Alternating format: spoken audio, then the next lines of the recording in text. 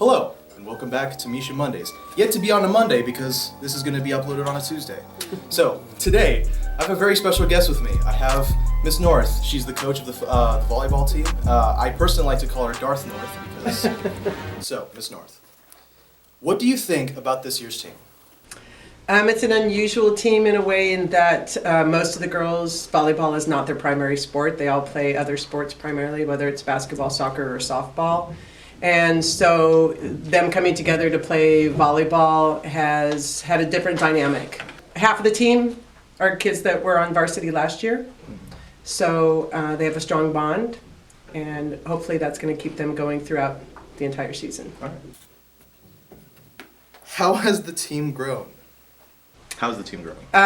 Attitude, right? A lot of times with this particular team, we've had issues with drama, and they're working on being just athletes and playing the game and working together as a team. And so that has definitely been a growth for most of these girls, is to leave everything else at the door and come in and be focused on being a team during this entire time and not letting the little things get to them, keeping their positivity, keeping their attitudes up, and focused on what they can do in the game and how to make the rest of their team look good. That's really good to hear. What advantage do you have this year against other teams? Nobody expects us to do anything. That's our advantage. Absolutely. We will be the spoilers because absolutely nobody expects us to do. Nobody expected us to beat TC. Sleeper cell. How are the new varsity members adjusting? Pretty well. We only have a couple of new varsity members. Kinsley, who is a sophomore, she came up as the third setter, so she's working towards, because she may certainly take that role completely next year. Our two main setters are seniors. I'm trying to think who else is new to varsity. Dakota Duty, she is a transfer from another school from Houston, I believe, and so she's been adjusting to being with this group of girls. And Lele and Allie, they both have a certain sense of seasoning in what they have played before.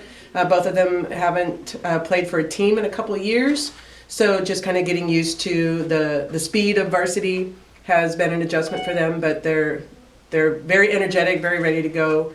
And then Aolani, she played 2 years ago on JV, but she fit in really well with the varsity. She's very aggressive, but very team-oriented. Who are some players that we should look out for? McKenna Potter.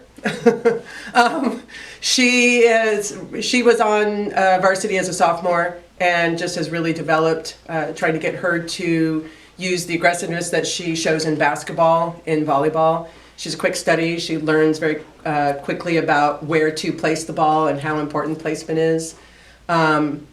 Roxy as the primary setter, getting her to run a 5-1, which is a different type of strategy than having two setters working at the same time. And Bailey Pittman, she's hitting outside this year instead of middle. And it's something that she asked to do. She worked hard to be able to show that she could do it. And the past 2 games, she's shown great strength. And she's doing a great job of passing when she's in the back row. And so that's a big help to the team as well. That's good. What matchups are you looking forward to? I know the girls are always looking forward to Delhi because, we're the DHS, they're the DHS, and so that's always, and a lot of people know each other from both teams and families. So I know that will be a big matchup.